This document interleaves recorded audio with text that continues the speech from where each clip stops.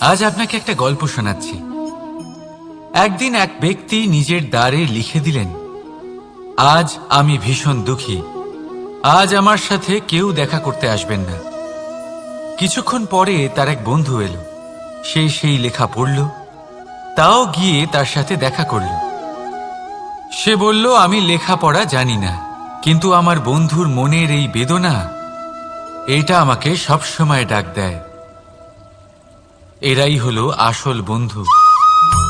কোনো কারণে আপনি যদি দুঃখ পান, কোনো সমস্যার সমাধান না বের করতে পারেন, এই সংসার থেকে আলাদা হয়ে যেতে চান, তাও এই বন্ধু আপনার সাথেই থাকবে।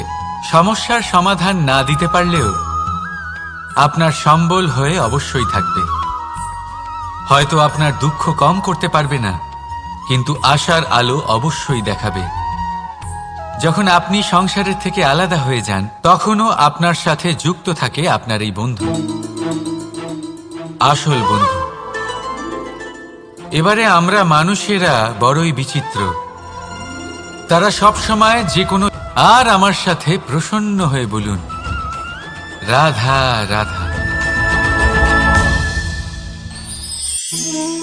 আমাদের মধ্যে বহু মানুষ মাঝে মাঝে নিজেকে অকর্মণ্য মনে করি। ভেবে নিই যে এত চেষ্টা করার পরেও কিছুই পেলাম না, আর হয়তো পরেও কিছুই পাব না।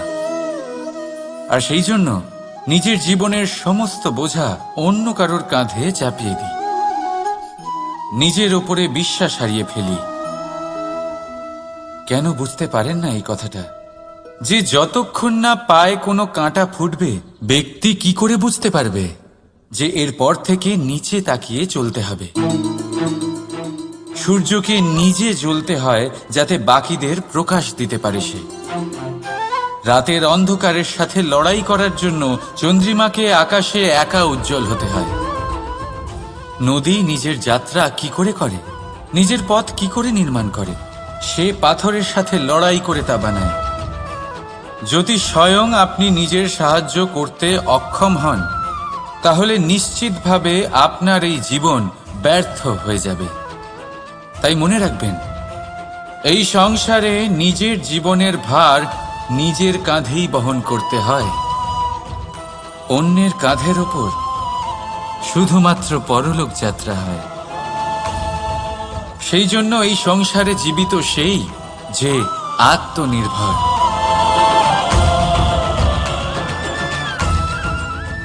রাধা রাধা। সময়, কথায় বলে সময়ের পূর্বে কিছুই হয় না। প্রতিটা ঘটনার একটা সময় থাকে। সময়ের আগে না সূর্যোদয় হয় আর না সূর্যাস্ত হয়। সময়ের পূর্বে গাছে না ফুল ফোটে না ফল ধরে। কিন্তু একটা কথা ভেবে দেখুন, যদি বর্ষা আসার আগে কৃষক ভূমিকে না প্রস্তুত করে, বীজ রোপণ না করে, তাহলে কি ফসল ফলবে? যদি কোনো যোদ্ধা যুদ্ধের পূর্বে নিজের অস্ত্রের ধার না দেয়, তাহলে সে যুদ্ধ কি করে লড়বে? এর মানে এটাই হলো যে সময় আপনার যখন আসার, এই কথাটা শুনতে যত ছোট, এটা আসেও ততটা কম সময়ের জন্য, তারপর চলেও যায়। এবার যদি সুযোগ আপনার হাতে আসে আর আপনি তার জন্য তৈরি না থাকেন, তাহলে আপনি সাফল্য কি করে পাবেন? তাই আপনি সঠিক সময়ের জন্য অপেক্ষা করুন, সেই সুযোগের জন্য অপেক্ষা করুন, কিন্তু ততক্ষণ নিজের চেষ্টার দ্বারা নিজেকে আরো সক্ষম করে তুলুন, কারণ সাফল্য আপনার জন্য অপেক্ষা করছে। শুধু আপনি তার জন্য তৈরি থাকুন। রাধা রাধা। কথা মানুষের পাওয়া সবচেয়ে অদ্ভুত উপহার। এই কথাই মানুষকে এই সংসারের সমস্ত প্রাণীর থেকে ভিন্ন করে তোলে, সংসারের সবচেয়ে উপরে নিয়ে যায়।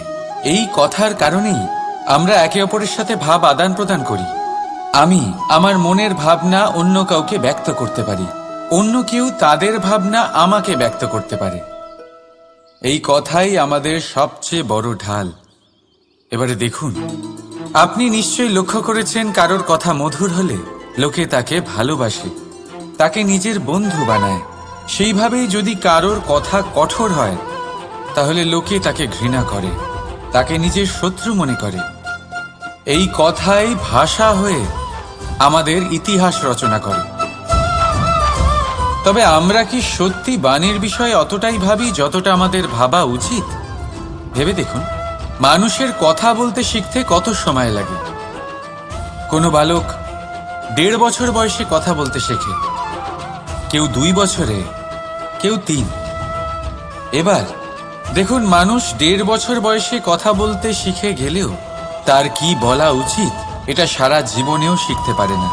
এর উপরে মনোনিবেশ করুন, এটা বোঝবার চেষ্টা করুন কি বলা উচিত। নিজের কথা শুদ্ধ করুন, নিজের কথা মধুর করুন, আর সেই মধুরতার সাথে আমার সঙ্গে বলুন, রাধা রাধা। এই লক্ষ্য আসলে কি? এই লক্ষ্য তাই যা আমরা পেতে চাই। এই সংসারে সুখী কে হয়? সুখী সেই যে তার লক্ষ্য পেয়ে গেছে। দুঃখী কে হয়?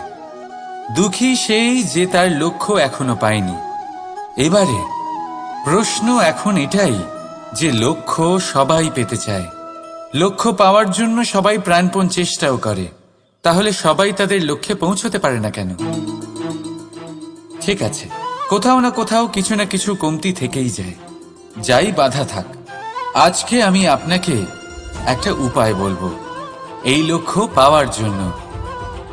একটা কাগজ নিন, তাতে একটা চিহ্ন বানান, সেটাই হবে আপনার লক্ষ্য। এবারে সেই লক্ষ্যে পৌঁছানোর একটা পথ বানান। এবারে এই যাত্রাকে ভিন্ন ভিন্ন ভাগে বিভাজন করে দিন। এবারে এটা হলো আপনার পরিকল্পনা। এবার এই পরিকল্পনা ক্রমানুসারে আপনি পালন করতে থাকুন, এটাই হবে আপনার চেষ্টা। এবার এইভাবে যদি আপনি চেষ্টা করতে থাকেন, যাই আপনার কল্পনা হোক না কেন, তা বাস্তব অবশ্যই হবে। তাহলে এই কল্পনাকে বাস্তবে রূপান্তরিত করুন। এইভাবেই নিজের পরিকল্পনা পালন করতে থাকুন। আপনার যাই কল্পনা থাকুক বা যাই লক্ষ্য থাকুক, তা বাস্তবে পরিণত হয়ে আপনার হাতে অবশ্যই আসবে। রাধা রাধা। বাবার এক মিত্র ছিলেন, বড়ই দুঃখী ছিলেন, বিপদে পড়েছিলেন। কি করবেন? ব্যবসা ভালোভাবে চলছিল না, বাড়িতে শান্তি ছিল না, সমস্ত জায়গায় ক্ষতি হচ্ছিল। তাই উনি একজন জ্যোতিষীকে দেখালেন। জ্যোতিষী বললেন, আপনার যে বাড়ি আছে সেটা আপনার জন্য অশুভ, আপনার এই বাড়ি পাল্টে ফেলুন। উনি বাড়ি পাল্টে ফেললেন, তবুও ওনার সমস্যার সমাধান হলো না। তারপর একজন জ্ঞানী ব্যক্তি ওনাকে বললেন যে আপনার জামা কাপড়ের যে রং, সেটা বিপদকে আমন্ত্রণ জানাচ্ছে, এই জামা কাপড়গুলিকে পাল্টে ফেলুন। উনি সেগুলো পাল্টে ফেললেন, তাও সমস্যার সমাধান হলো না। আবার একজন জ্ঞানী ব্যক্তি বললেন যে আপনার আশেপাশে যে মানুষজন রয়েছে, তারা এটা চায় না যে আপনি সফল হন, তারা আপনার ক্ষতি চায়, তাদের সাথে সমস্ত সম্পর্ক ভেঙে ফেলুন। তো উনি সম্পর্ক ভেঙে ফেললেন, কিন্তু তাতেও ওনার জীবনে কোনো পরিবর্তন এলো না। তার মানে তিনি বাড়ি পাল্টালেন, জামা কাপড় পাল্টালেন, সম্পর্ক পাল্টালেন, যেটা পাল্টালেন না তা হলো স্বভাব। এই যে স্বভাব, এটা অত্যন্ত গুরুত্বপূর্ণ। এই স্বভাবই আপনার ব্যক্তিত্ব তৈরি করে। তাই নিজের স্বভাব শুধরে ফেলুন, তাতে ভালো পরিবর্তন আনুন, সব কিছু ভালোই হবে। রাধা রাধা। ক্রোধ। লোকে বলে যে এই ক্রোধ পাপেরই মূল, কিন্তু সত্যি কি এই ক্রোধ পাপের মূল? একটু ভেবে দেখুন, এই ক্রোধ বাস্তবে আসলে কি? এই ক্রোধ একটা অনুভূতি যা আপনার মধ্যে হঠাৎই অসীমিত তেজ সঞ্চালন করে। এবারে আমি আপনাকে কিছু উদাহরণ দিচ্ছি যাতে আপনি বুঝতে পারেন যে ক্রোধ আপনার জন্য ভালো কি না। যদি কারোর সাথে অন্যায় হয়, আর এটা দেখে আপনার ক্রোধ হয়, আর এই ক্রোধ আপনাকে তার সাহায্য করতে প্রেরণা যোগায়, তাহলে এই ক্রোধ অবশ্যই ভালো। যদি কোথাও আপনি দেখেন যে কোনো নারীর উপরে অত্যাচার হচ্ছে, আর সেটা দেখে আপনার ক্রোধ হয়, আর এই ক্রোধ আপনাকে তার সাহায্য করতে সাহস যোগায়, তাহলে এই ক্রোধ অবশ্যই ভালো। যদি এই সংসারে কোথাও আপনি কোনো অনৈতিক কাজ বা ছলনা দেখেন, আর আপনার তাতে ক্রোধ না হয়, কিছুই অনুভব করেন না, তাহলে এটা কাপুরুষতা। তার মানে এটাই যে আপনি আপনার মনুষ্যত্ব হারিয়ে ফেলেছেন। তাই এটা বোঝার চেষ্টা করুন, আপনার ক্রোধের তেজের ব্যবহারের ওপরে নির্ভরশীল হলো এই ক্রোধ আপনার জন্য পাপের সমান, নাকি এই ক্রোধ আপনার জন্য পুণ্যের স্থাপক। রাধা রাধা। মোহ। শাস্ত্রে লেখা আছে যে মোহ শুধু সেই ব্যক্তিকেই নয়, বরং সেই আরেক ব্যক্তিকেও বিনাশ করে দেয় যার ওপরে সেই মোহ আছে। এবারে লোকে কি করেন, এই শাস্ত্রে লেখা কথাগুলি শুধু শাব্দিক অর্থে নেন।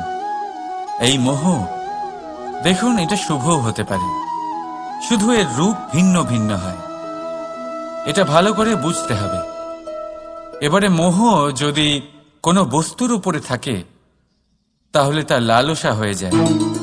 মোহ কোনো বিশেষ ব্যক্তির উপরে হয়ে গেলে তা প্রেম নয়, আকর্ষণ হয়ে যায়। মোহ কোনো চাহিদার উপরে হয়ে গেলে তা বাসনা হয়ে যায়। মোহ বিজয়ের উপরে হয়ে গেলে তা কুণ্ঠা হয়ে যায়। মোহ নিজের সংস্কৃতির উপরে হলে আপনাকে সংস্কৃতির রক্ষক বানায়। যদি এই মোহ নিজের গুণের উপরে হয়, তাহলে সেই শিল্প দ্বারা আপনি এই সংসারে অদ্ভুত সব কাজ করতে পারবেন। এবারে এটা আপনার উপরে নির্ভরশীল যে এই মোহকে আপনি সৃজনের আধার বানাতে চাইবেন, নাকি বিনাশের অস্ত্র বানাতে চাইবেন। ভেবে দেখুন, সিদ্ধান্ত আপনার। রাধা রাধা। অভিমান, আত্মসম্মান, অহংকার, দেখতে গেলে এই তিনটি শব্দ ভিন্ন ভিন্ন, কিন্তু এর মূল আধার একই, আত্মসম্মান। এবার যদি কথা বলি আপনার শরীরের, আপনার সংস্কৃতির, আপনার সম্পর্কের, তাহলে অভিমান থাকা স্বাভাবিক। এবার যদি কথা বলি আপনার ব্যক্তিত্ব নিয়ে, আপনার আদর্শ নিয়ে, আপনার বিচারধারা নিয়ে, তাহলে আত্মসম্মান হলো একটা গুণ। যদি এইভাবে বলা হয় যে আমি এই কার্য, রাধা রাধা। সংসারে প্রত্যেক ব্যক্তি কোনো না কোনো রূপে ঈশ্বরকে মানে, কেউ মূর্তি রূপে, তো কেউ তত্ত্ব রূপে, কেউ ভাবনা রূপে, আবার কেউ স্বভাব রূপে। কেউ নিজের মধ্যে পরমাত্মা খোঁজে, আবার কেউ অন্যের মধ্যে। কারোর কাছে জ্ঞানই পরমাত্মা। সংসারে প্রত্যেক মানুষই কোনো না কোনো রূপে তার ঈশ্বরকে পেয়েই যান। কিন্তু একটা কথা বলবো, ঈশ্বর প্রথমেই নিজের একটা স্বরূপ পৃথিবীতে আপনার কাছে পাঠিয়ে দিয়েছেন। সেই স্বরূপ হলো আপনার মাতা, আপনার মা, সেই মা যিনি আপনাকে জন্ম দিয়েছেন। কিন্তু প্রত্যেক মায়ের মধ্যে ঈশ্বর অবশ্যই থাকে। রাধা রাধা। আপনি নিশ্চয়ই দেখে থাকবেন যে প্রদীপের নিচে অন্ধকার থাকে। যে প্রদীপ সংসারকে আলোকিত করে, সেই প্রদীপের নিচেই অন্ধকার। এবারে অনেক মানুষ আছে যারা এই বিষয়টা এইভাবে দেখে যে ব্যক্তি নিজের সমস্যার সমাধান করতে পারে না, আর গোটা সংসারকে উপদেশ দেয়। কিন্তু এইটা দেখার আরো একটা দৃষ্টিভঙ্গি আছে, আর সেটা হচ্ছে যে স্বয়ং জ্বলে সংসারকে আলোকিত শুধু সেই করতে পারে যা রাধার বড়ই শীতল হয়। এই সংসারের পথপ্রদর্শক সেই হতে পারে, এই সংসারকে দিশা সেই দেখাতে পারে যার মধ্যে সন্তোষ। রাধা রাধা। এই প্রদীপ দেখতে পাচ্ছেন আপনি? নিজেও জ্বলে আর এই বাতিকেও জ্বালিয়ে রাখে, আর এই সংসারকে প্রদান করে প্রকাশ। অন্ধকারাচ্ছন্ন ব্যক্তিকে প্রদান করে আশার আলো। কিন্তু এটা কখনো ভাবে না যে সেই মাটি কেমন হবে যা দিয়ে এটা তৈরি করা হয়েছে, সেই কুমোর কেমন হবে যে একে আকার দিয়েছে। ভাবে না যে একে কিনেছে তার বাড়ি কেমন হবে, তা কতটা সুসজ্জিত। কিচ্ছু নয়, শুধু এই সংসারকে তৈরি করুন। রাধা রাধা। এই সংসারে প্রত্যেক ব্যক্তি বড় কিছু করতে চায়, এমন কিছু যা এই সংসারে কেউ আগে কখনো করেনি। এমন জায়গায় পৌঁছতে চায় যেখানে এর আগে কেউ কখনো পৌঁছতে পারেনি। আর কেউ এতে সফলতা অর্জন করে। কিন্তু কিছু মানুষ অসফল হয় কেন? এটাই আমার প্রশ্ন। না তো তাদের ইচ্ছেতে কোনো কমতি থাকে, না কমতি থাকে তাদের চেষ্টায়। তাহলে কেন এরা পিছিয়ে পড়ে? এর উত্তর বড়ই সরল। এই সংসার। আপনাদের বলি কিভাবে। আপনারা সকলে সংসারে মহান কাজ করতে চান, সেই মান, সেই সম্মান পেতে চান যা এর আগে কেউ কখনো পায়নি। কিন্তু আপনার সমস্যা এটাও যে এই কাজে সংসার আপনার সাথে থাকছে না। বড়ই অদ্ভুত ব্যাপার। দেখুন, ভুলে যান গোটা সংসারকে, জীবনে একা একা এগিয়ে চলুন। আছে রাধা রাধা। কর্ম। মানুষ সর্বদা কর্ম করতে থাকে, আর এই কর্মের জন্যই সে মান, সম্মান, ধন, প্রতিষ্ঠা লাভ করে। এবার মানুষ সবসময় চেষ্টা করে যাতে সে ভালো কর্ম করে যায়। তাহলে আপনাকে বলি, শুধু ভালো কর্ম করাই আবশ্যক নয়, তার থেকে বেশি জরুরি হলো এই খারাপ কর্মকে বোঝা আর তার থেকে দূরে থাকা। কারণ যখনই আপনি কোনো সঠিক কাজ করেন বা ভালো কাজ করেন, কেউ তা মনে রাখে না। কিন্তু এই সংসারে বিষয়টা হলো এরকম, আপনি একটা খারাপ কর্ম করুন আর সেটা সবার মনে থাকে। এই খারাপ কর্ম কাজলের এক কৌটোর মতো হয়। আপনি যতই চেষ্টা করুন বাঁচিয়ে ব্যবহার করার, কিন্তু এই কালিমা কোথাও না কোথাও অবশ্যই লেগে থাকে। সেই জন্য জীবনে ভালো কর্ম অবশ্যই করুন, কিন্তু তার থেকেও বেশি জরুরি হলো এই খারাপ কর্মের থেকে দূরত্ব বজায় রাখা। আর এটা অবশ্যই করবেন। রাধা রাধা। সংসারে সমস্ত জায়গায় এই ব্যবসা চলতে থাকে। কিছু পাওয়ার জন্য কিছু দিতে হয়, লাভের জন্য কিছু বিনিয়োগ করতে হয়। যদি কারোর অনুভূতি জানতে হয়, তাহলে নিজের অনুভূতিকে ব্যয় করতেই হবে। এবার দেখুন না, কারোর আসল চেহারা যদি জানতে হয়, তাকে স্বাধীনতা দিয়ে দেখুন। যদি কারোর মনের শুদ্ধতা জানতে হয়, তাহলে তাকে ঋণ দিন। যদি কারোর গুণ জানতে হয়, তাহলে তার সাথে একসঙ্গে বসে ভোজন করুন। যদি কারোর ধৈর্যের পরীক্ষা নিতে হয়, তাহলে তাকে তার প্রিয় কাজ করতে বারণ করে দেখুন। যদি কারোর ভালো দিক জানতে হয়, তাহলে তার থেকে পরামর্শ নিয়ে দেখুন। এক অনুভূতির বদলে অন্য এক অনুভূতি বিনিময় করতে হয়। কিন্তু এই সংসারে একটাই এমন অনুভূতি আছে যেটা দেখার জন্য, যেটা পাওয়ার জন্য আপনাকেও ঠিক সেই অনুভূতিটাই দিতে হবে, আর সেটা হলো প্রেম। যদি কারোর ভালোবাসা দেখতে হয়, তাহলে তাকে নিঃস্বার্থ ভালোবাসা দিন।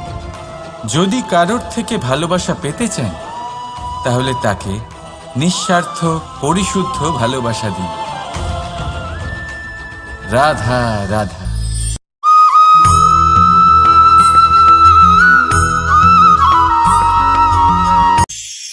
আমাদের জীবনে যখনই আমরা কোনো বড় দায়িত্বের সম্মুখীন হই তখন আমরা তার থেকে দূরে পালাই, আর এই অজুহাত দিই যে না না, এত বেশি ভার বহন করার যোগ্যতা আমার নেই, আমি করতেই পারবো না। দেখুন, এই সংসারে ভিন্ন ভিন্ন ধরনের গাছ আছে, ছোট গাছ, বড় গাছ, কিন্তু বটগাছের মতো বড় এবং নিবিড় গাছ আর একটাও নেই। সে নিঃস্বার্থভাবে এই সংসারকে সেবা করে যায়, ছায়া প্রদান করে, শীতলতা প্রদান করে। আর যখন এমন সময় আসে যখন তার ওপর বোঝা অত্যন্ত বেড়ে যায়, সে কিন্তু কোনোভাবেই ভেঙে পড়ে না। তখন সে নিজের নিঃস্বার্থ কর্মের ফল লাভ করে, সেই নিঃস্বার্থ কর্ম যা সে করেছে। তার দেহ থেকে ছোট ছোট ঝুড়ি বার হয় এবং তা কাণ্ডের আকার ধারণ করে। সেই কাণ্ড মাটির কাছে পৌঁছয় এবং তারপর তা বটগাছের সহায়ক হয়ে ওঠে, সে ভেঙে পড়ে যায় না। এইভাবে আপনিও জীবনে নিঃস্বার্থভাবে সবার সেবা করুন, ভালোবাসুন, সবাইকে সাহায্য করুন। যেদিন আপনার ওপর বোঝা অত্যন্ত বেড়ে যাবে, সেদিন এই সব মানুষ আপনাকে সাহায্য করার জন্য আসবেন, আপনার শক্তি হয়ে উঠবেন, আর আপনি বটগাছের মতোই মহান এবং বিশাল হয়ে উঠবেন। আসুন আর আমার সাথে ভালোবেসে বলুন, রাধা রাধা। মানুষ তার জীবনে দুই ধরনের পরিস্থিতিকে খুব ভয় পায়। এক, কোনো কারণবশত কারোর সামনে নত হওয়া। দুই, কোনো কারণে নিজের চরিত্র থেকে, নিজের মূল্যবোধ থেকে বিচ্যুত হওয়া। এবার কেন হয় এরকম যে কথায় কথায় কারোর সামনে নত হতে হয়? কেন বারংবার নিজের চরিত্র থেকে চ্যুত হতে হয়? এরকম কেন হয়? এটা তখনই হয় যখন আমাদের শিক্ষা এবং মূল্যবোধের অভাব থাকে। যদি মানুষের মধ্যে প্রকৃত শিক্ষা থাকে, তাহলে এই সংসারে কোনো সময় এবং কারোর সামনেই নত হওয়ার কোনো প্রয়োজন নেই। যদি মানুষের মধ্যে মূল্যবোধ থাকে, তাহলে তাকে নিজের মূল্যবোধ বা চরিত্র থেকে বিচ্যুত হতে হয় না, তা সে যাই হয়ে যাক না কেন। কোনো বালককে যদি জন্ম থেকেই সুশিক্ষার অধিকারী করা হয়, শিক্ষিত করা হয়, মূল্যবোধের অধিকারী করা হয়, তবে সে এই সংসারে এমন কর্ম করবে যাতে সে নিজেকে, নিজের পরিবারকে, সমগ্র সমাজকে গর্বিত করতে পারে। শিক্ষা লাভ করুন, মূল্যবোধ লাভ করুন এবং আমার সাথে ভালোবেসে বলুন, রাধা রাধা। আমাদের সকলের জীবনে একটা লক্ষ্য থাকে যেটা আমরা লাভ করতে চাই। ঠিক যেন একটা প্রতিস্পর্ধা বিদ্যমান যে কে সব থেকে আগে নিজের লক্ষ্যে পৌঁছতে পারবে। আর সেই জন্য আমরা সকলেই খুব তাড়াতাড়ি এগোতে চেষ্টা করি, বড় এবং দীর্ঘ পদক্ষেপ ফেলি যাতে তাড়াতাড়ি নিজের লক্ষ্যে পৌঁছতে পারি।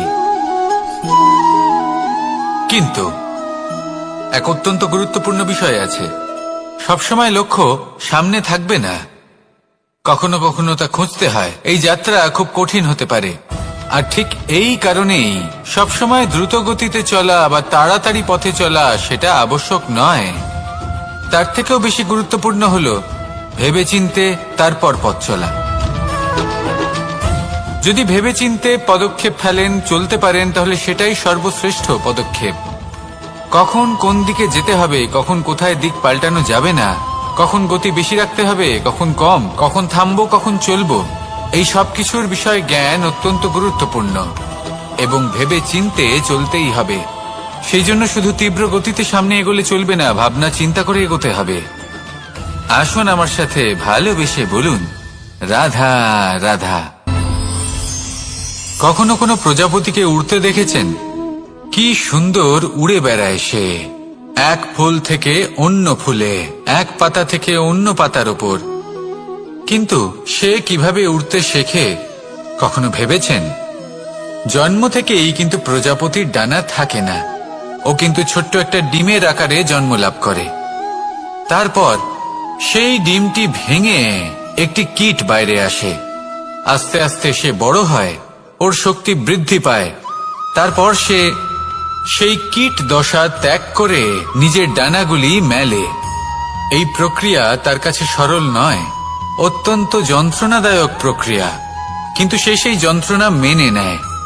আর তারপর আস্তে আস্তে সে উড়তে শেখে। শুধুমাত্র আকাশে উড়ে বেড়ায় তা নয়, আমাদের মনের মাঝে উড়ে বেড়ায়।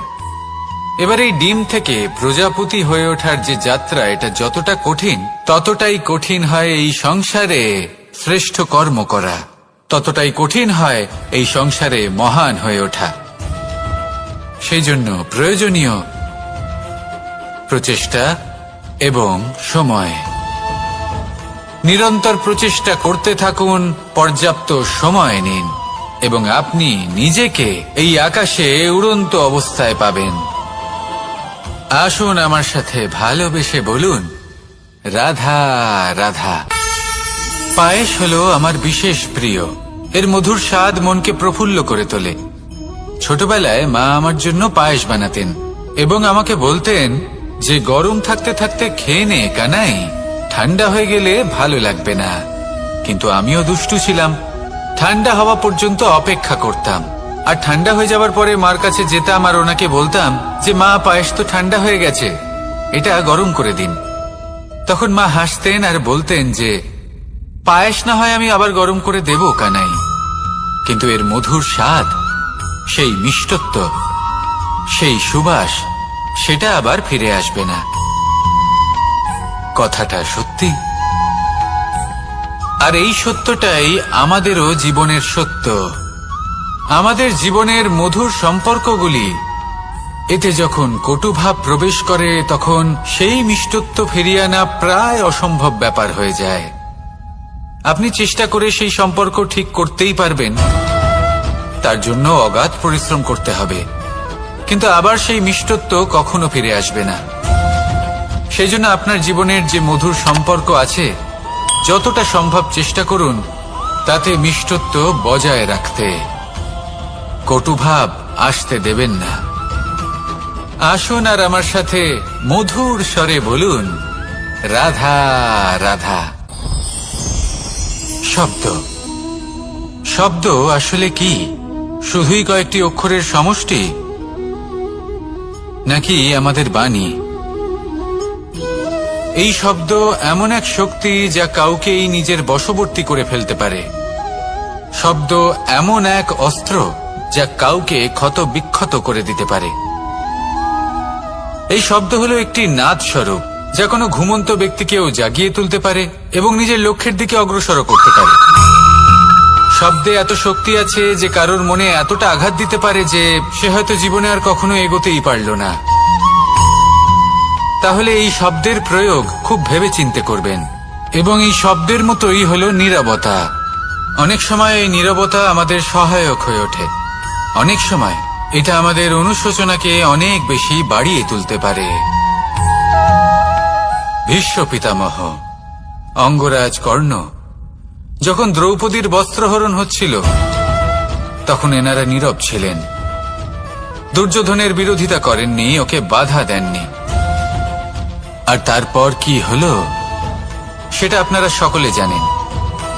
দেখতে গেলে নীরবতা চুপ করে থাকা, কিন্তু যদি কোনো দুষ্টের সামনে চুপ করে থাকেন, যদি তার বিরোধিতা না করতে পারেন, তাহলে এই নীরবতাই অনেক বড় পাপের আকার ধারণ করে। মনে রাখবেন আর আমার সাথে ভালোবেসে বলবেন, রাধা রাধা। আভূষণ। কার না ভালো লাগে এই আভূষণ? আমরা পরিশ্রম করি, ধন অর্জন করি আর আভূষণ কিনে থাকি, কখনো নিজের জন্য, কখনো বা তাদের জন্য যাকে আমরা ভালোবাসি, বা তাদের জন্য যাকে আমরা সম্মান করি। হয়তো সেই জন্যই সীতা চূড়ামণি ধারণ করেছিলেন এবং আমি সামন্তকমণি। কিন্তু এটাই কি সেই প্রকৃত আভূষণ যা আপনার মূল্য বৃদ্ধি করে? না। শ্রীরামের আভূষণ হলো ওনার নম্র ভদ্র ব্যবহার। মাতা সীতার আভূষণ হলো ওনার সততা, ওনার নিষ্ঠা, ওনার ত্যাগ। অর্জুনের আভূষণ ছিল ওনার একাগ্রতা। রাধার আভূষণ ওনার প্রেম। এই আভূষণ কোথাও নেই, আপনার মনে আছে।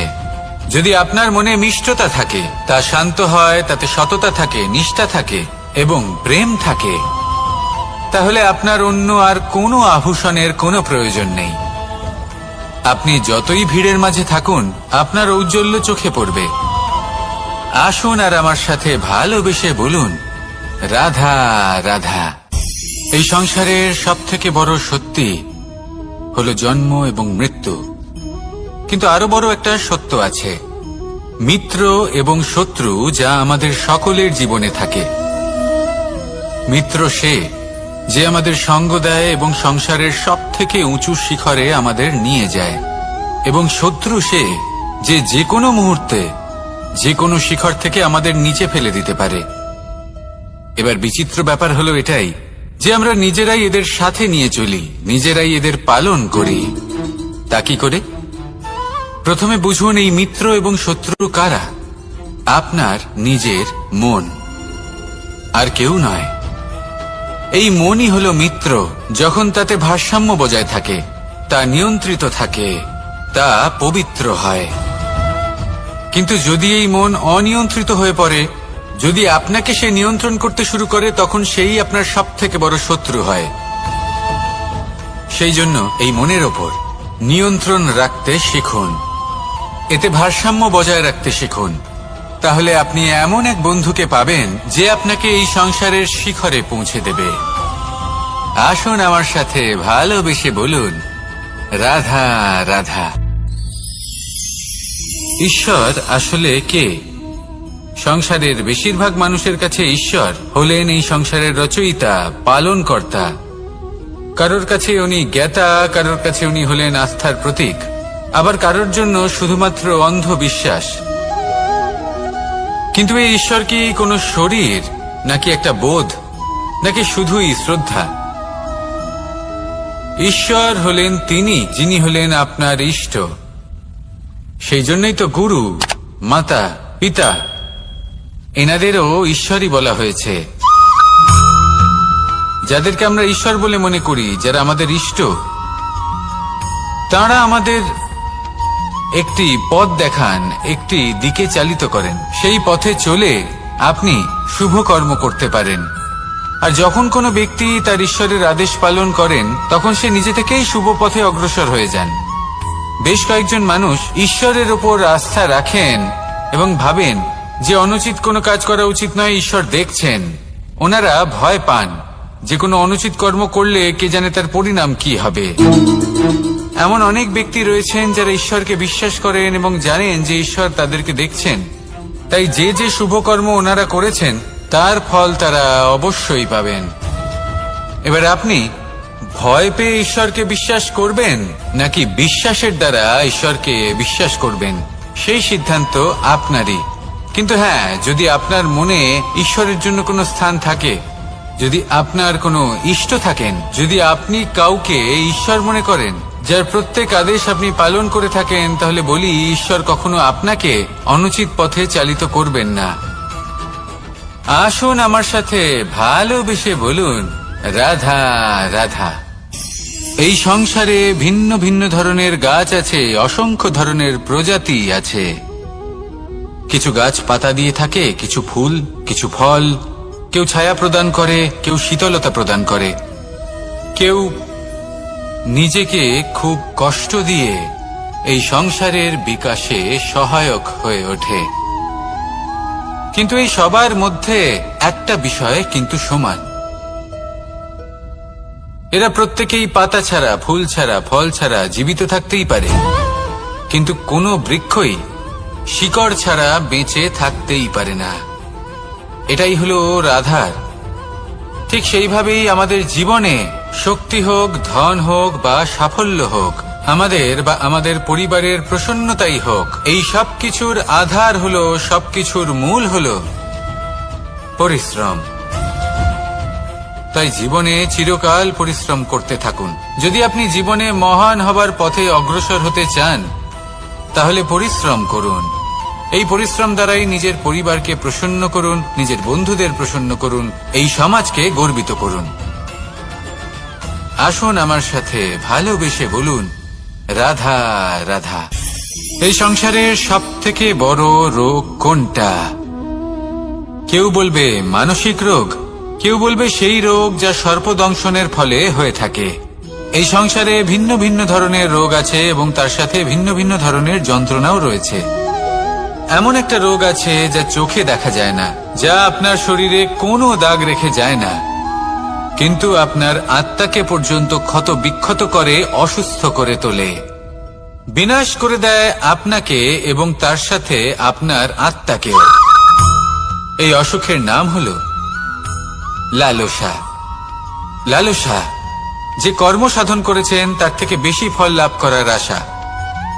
লালসা, যা আজ আছে তার থেকে অনেক বেশি লাভ করার ইচ্ছে। এই ইচ্ছে এই সংসারে সবার থেকে এগিয়ে থাকার আপনাকে প্রেরণা যোগাবে, কিন্তু তার জন্য আপনাকে অপরাধযোগ্য কাজ করতে উৎসাহিত করবে। আপনার বন্ধু, আপনার আত্মীয়, আপনার পরিবার, এই সবার থেকে আপনি কখন দূরে চলে যাবেন আপনি বুঝতেই পারবেন না। উচিত অনুচিত কোনটা, ধর্ম অধর্ম কোনটা, সব ভুলে যাবেন আপনি। সেই জন্য মনে রাখবেন, নিজের জীবনে যদি আপনি লালসার থেকে নিজেকে দূরে রাখতে পারেন, তাহলে এর অর্থ হলো যে আপনি এই সংসারের সব থেকে বড় অসুখের ওপর বিজয় লাভ করেছেন। আসুন আমার সাথে ভালোবেসে বলুন, রাধা রাধা। এই সাগর কত বিশাল আকার, কখনো শান্ত কখনো উত্তাল, কিন্তু এই সাগরকে এত মহান কে করে তুলল? জল। এবার এই জলের যাত্রা দেখুন, সেটা কতটা কঠিন। এই জল সাগরে থাকে, সূর্য ওকে এতটা উত্তপ্ত করে তোলে যে এই জল নিজের অস্তিত্ব হারিয়ে ফেলে এবং বাষ্পে পরিণত হয়ে হাওয়ায় মিলিয়ে যায়। তারপরে আকাশে যায় আর নিজের অস্তিত্ব আবার হারিয়ে ফেলে, মেঘে পরিণত হয়। তারপর এই মেঘ কোথাও গিয়ে কোনো পর্বতে ধাক্কা খায়, তারপর আবার এই জল নিজের অস্তিত্ব হারায়। তারপরে বর্ষার রূপ ধারণ করে তা বর্ষিত হয়, বা কোনো পর্বতের চূড়ায় তার শিখরে বরফের রূপ ধারণ করে। তারপরে এই বর্ষা মাটির দিকে নিজের যাত্রা শুরু করে। এবার মাটিতে ঝরে পড়া এই বর্ষা স্রোতের আকার ধারণ করে এবং আস্তে আস্তে বইতে থাকে। এই নদীর আকার ধারণ করে এবং নদী রূপে বইতে বইতে পাথরে ধাক্কা খায় বা কোনো পর্বতে ধাক্কা খায়, আর তারপর এই নদী এসে সাগরে সমাহিত হয়ে যায়। নদীর এই জল আবারও নিজের অস্তিত্ব হারিয়ে ফেলে, কিন্তু এইবার সেই জল নিজেই সাগরে পরিণত হয়। এটা আমাদের সকলের জন্য একটা শিক্ষা যে এই সংসারে জীবন এবং সময়ের হলো এক অনন্ত যাত্রা। এই সংসারে যা কিছু আছে তার সূত্রপাত কোথাও একটা হবেই। সেই জন্য মৃত্যু এবং সমাপ্তির চিন্তা ত্যাগ করে দিন, আর যে সূত্রপাত আপনি লাভ করছেন তার আনন্দ উপভোগ করুন। ভেবে দেখুন আপনি কিভাবে শ্রেষ্ঠ কর্ম করতে পারেন যাতে এই সংসার এবং এই সমাজ, এই দুইয়ের মঙ্গল সম্ভব। আসুন আমার সাথে ভালোবেসে বলুন, রাধা রাধা। মাকড়সার জাল দেখতে পাচ্ছেন? মাকড়সারা ভীষণ পরিশ্রম করে এটা তৈরি করে, নিজের শরীরের রস দিয়ে এই জাল বোনে। আপনি কি এটার উদ্দেশ্য জানেন? আসলে মাকড়সা এই জালে ছোট কীটপতঙ্গ ধরে তাদেরকে খাদ্যরূপে গ্রহণ করে। কিন্তু আপনি কি এই কথা জানেন যে একদিন মাকড়সা নিজেই নিজের জালে জড়িয়ে মৃত্যুবরণ করে থাকে? বলুন, কি করেন আপনি এই জাল দেখতে পেলে? দেখতে পেলেই মুছে ফেলেন এর অস্তিত্ব, তাই না? তেমনি অন্যদিকে পাখির বাসা, পাখিরাও ভীষণ পরিশ্রম করে এটা তৈরি করে। কিন্তু যদি পাখি একদিন এটা ছেড়ে চলে যায়, তাহলেও লোকে এটা নষ্ট করে দেয় না। কারণটা কি? এর কারণ হলো এর নির্মাণ জীবন সঞ্চারের জন্য করা হয়েছিল, নষ্ট করার জন্য নয়। তাই মনে রাখবেন,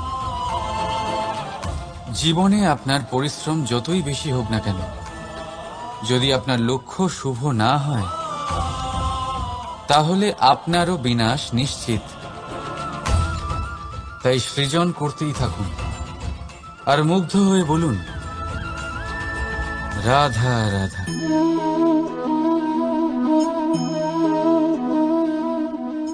আপনার কি মনে হয় আমি কি করছি?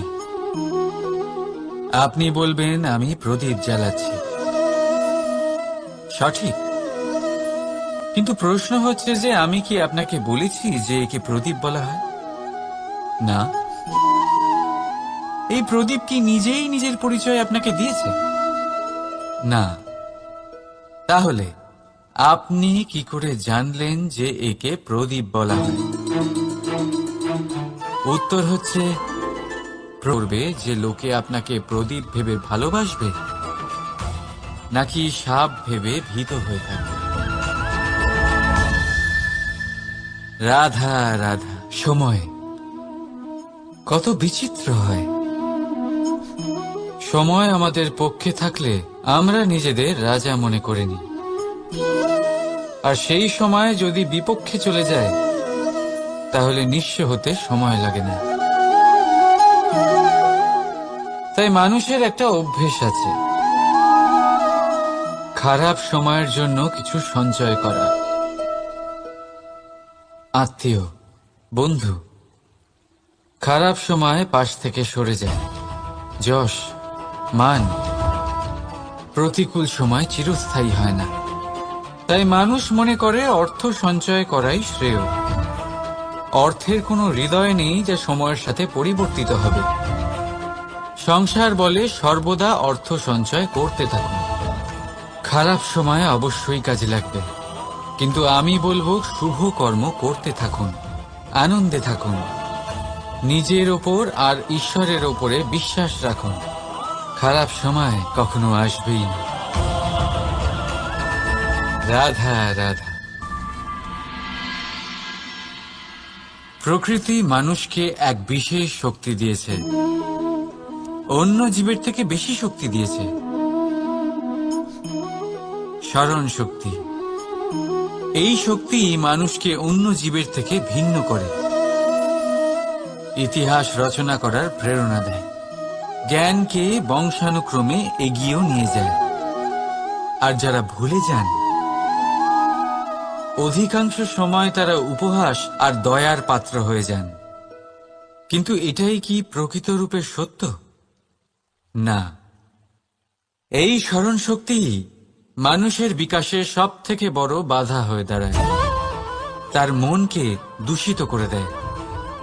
খারাপ অভিজ্ঞতা, কারোর করা বিশ্বাসঘাতকতা, কারোর কটাক্ষ বেশিরভাগ মানুষই ভুলতে পারেন না। রাধা রাধা। মানুষ নিজের পরিবারের জন্য কত কিছুই না করে, দিন রাত পরিশ্রম করতে থাকে যাতে তার পরিবারের প্রয়োজন পূরণের জন্য অর্থ রোজগার করতে পারে। কিন্তু শুধু অর্থ রোজগার করাটাই কি যথেষ্ট? আপনি বলবেন হ্যাঁ, নিশ্চয়ই। অর্থ দিয়ে সব কিছু পাওয়া যায়, বিদ্যা পাওয়া যায়, বাড়ি পাওয়া যায়, ওষুধ পাওয়া যায়, আর কত কিছুই না পাওয়া যায়। এইসব একটা পর্যায় পর্যন্ত সঠিক, কিন্তু একটু মন দিয়ে ভেবে দেখুন, যখন কোনো শিশু অসুস্থ হয়ে পড়ে তখন সে ওই তিক্ত ওষুধ কেন খেয়ে নেয়? এই জন্য কারণ ওর পিতা সেই ওষুধ অর্থ দিয়ে কিনেছে? না, বরং এই জন্য কারণ তার পিতা যে তার সামনে দাঁড়িয়ে, তার ওপরে তার বিশ্বাস আছে। বিশ্বাস আছে যে উনি তার কিচ্ছু হতে দেবেন না। এই বিশ্বাস, এই সংস্কার, এই শিক্ষা কখনো অর্থ দিয়ে পাওয়া যায় না। এটা পাওয়া যায় সেই সময় থেকে যা মাতা পিতা তাদের সন্তানের সাথে কাটিয়েছেন। তাই জীবনে অর্থ অবশ্যই উপার্জন করুন, কিন্তু নিজের পরিবারকেও সময় দিন, আনন্দ পাবে। রাধা রাধা। বিরোধিতা এমন এক শব্দ যা শুনে আমরা সবাই ভয় পেতে থাকি। যদি কেউ আমাদের বিরোধিতা করে তা আমাদের সহ্য হয় না। আমরাও কারোর বিরোধিতা করে কোনো শত্রুতা করতে চাই না। এই ধরনের ভাবনা আমাদের মনে আসতেই থাকে। কিন্তু বিরোধিতা, এই শব্দ আপনার শান্তির জন্য, আপনার সুখের জন্য কতটা গুরুত্বপূর্ণ তা আপনারা জানেন না। তাই যদি কাল এসে কেউ আপনার বিরোধিতা করে, তখন সবার আগে নিজেকে যাচাই করুন। আপনি কি ভুল করেছেন? আপনার দোষ কি? নিজের মধ্যে কি ত্রুটি আছে সেটা বোঝার চেষ্টা করুন, নিজেকে সংশোধন করার চেষ্টা করুন। তারপর দেখুন, বিরোধিতার এই আগুন আপনাকে স্বর্ণ থেকে কুন্দন বানিয়ে তুলবে। বলা হয় এই সংসারে খারাপ বেড়েই চলেছে, কিন্তু তার কারণ এ নয় যে খারাপ মানুষ বেড়ে চলেছে। তার কারণ হলো যে ভালো মানুষ, যাদের ভালো চিন্তা, ভালো বিচারধারা আছে, তারা খারাপের বিরোধিতা করতে পারে না। যদি আপনার সম্মুখে কোনো খারাপ কর্ম হয়, তাহলে তার বিরোধিতা করতে সংকোচ করবেন না, কারণ বিরোধিতার এই আগুন মন্দকে পিছুপা হতে অবশ্যই বাধ্য করে। রাধা রাধা। জীবনে আপনি এরকম মানুষও দেখবেন যারা এটা বলে, ভাবে, নিজেকেও বলে যে উনি সেই এমন ব্যক্তি যার মতো আমি হতে চাই। ঠিক আছে, কারোর থেকে প্রেরণা নেওয়াটা কোনো ভুল নয়, কিন্তু কখনো কখনো এই প্রেরণা গুরুত্বহীন হয়ে যায়, আর আমরা শুরু করে দিই সেই ব্যক্তিকে নকল করতে। এখানেই থেমে যায় আমাদের উন্নতি। এবারে দেখুন, সংসারে শত কোটি রঙের ফুল আছে, কিন্তু তারা কখনো একে অপরকে নকল করে না। সময়কে ব্যবহার করুন নিজের অস্তিত্ব নির্মাণ করার জন্য, কারণ কারোর ছায়া হওয়ার থেকে ভালো আপনি কারোর জন্য প্রেরণা হয়ে উঠুন। রাধা রাধা। আমরা সকলে পাথুরে রাস্তা এড়িয়ে চলি, কারণ এই পথের পাথর আমাদের যাত্রা আরো কঠিন করে তোলে, আমাদের পা আহত করে দেয়। কিন্তু একটা গুরুত্বপূর্ণ কথা আমরা ভুলেই যাই, এই কঠিন পথই না শুধু আমাদেরকে নিজেদের দুর্বলতার সাথে পরিচয় করায়, বরং আমাদের শক্ত হওয়ার প্রেরণাও দিতে থাকে। সময়ের সাথে ঠিক এমনটাই হতে থাকে। সবাই ভালো সময়ের অপেক্ষা করতে থাকেন, ভালো সময়ের জন্য পরিশ্রম করেন, তার জন্যই চিন্তা করেন, কিন্তু ভুলে যান যে ভালো সময় বহুবার আমাদের বিবেক নষ্ট করে দেয়। সেখানেই খারাপ সময় আমাদের বুদ্ধিকে সঠিক পথে চালিত করে। রাধা রাধা। ঘোড়াকে যতই প্রশিক্ষণ প্রদান করুন, তার মুখে লাগাম তো পরাতেই হবে। একজন ভালো চালক সেই ঘোড়ার লাগাম মাঝে মাঝে টেনে ধরে, তাকে সঠিক পথে চালিত করতে, যাতে সেই ঘোড়া দিগ্ভ্রান্ত না হয়। এবার একটু ভাবুন, ঠিক এরকমই হয় আমাদের মন। যদি এটা বিবেকের লাগাম দিয়ে মাঝে মাঝে আমরা টেনে না ধরি, তাহলে আমাদের এই মন দিগ্ভ্রান্ত হতে পারে। আর যদি আপনি আপনার লক্ষ্যে পৌঁছতে চান, তখন মনের এই লাগাম মাঝে মাঝে আপনাকে অবশ্যই টেনে ধরতে হবে, কারণ বিবেকের এই পথ প্রদর্শনই আপনাকে ভালোভাবে আপনার লক্ষ্যে পৌঁছে দেবে। মনে রাখবেন, আর আমার সাথে ভালোবেসে বলবেন, রাধা রাধা। আপনি কখনো জাঁতা কল দেখেছেন? তাতে গম পেশা হয়। গমকে এমন ভাবে পেশা হয় যাতে আমরা তা খেতে পারি, জীবিত থাকতে পারি। আর যদি আপনি মন দিয়ে দেখেন, তাহলে কলের নিচের অংশ কখনো ঘোরে না, শুধুমাত্র উপরের অংশই ঘোরে। আর তবেই তা গম পিষতে পারে, আর তবেই রুটি তৈরি হতে পারে। কিন্তু ভেবে দেখুন, যদি কলের দুটো অংশই ঘুরতে থাকে, তাহলে কি হবে? তা গম পেশার বদলে একে অপরকে পিষে নিজেদের অস্তিত্ব শেষ করে দেবে। তাই জীবনে কোনো কাজ যখন মন আর মস্তিষ্ক মিশিয়ে করা হয় তখনই তা সম্পন্ন হয়। কিন্তু যখন বিষয় হলো ভক্তির, তখন মস্তিষ্কের যুক্তির মৌন থাকা প্রয়োজন। আর যখন বিষয় হলো কর্ম আর ন্যায়, তখন মনের আবেগের মৌন থাকা প্রয়োজন। তাই মন আর মস্তিষ্কের এই সম্মিলনে সতর্ক থাকবেন। একসাথে অবশ্যই চলবে, কিন্তু একে অপরের বাধা যেন না হয়ে দাঁড়ায়।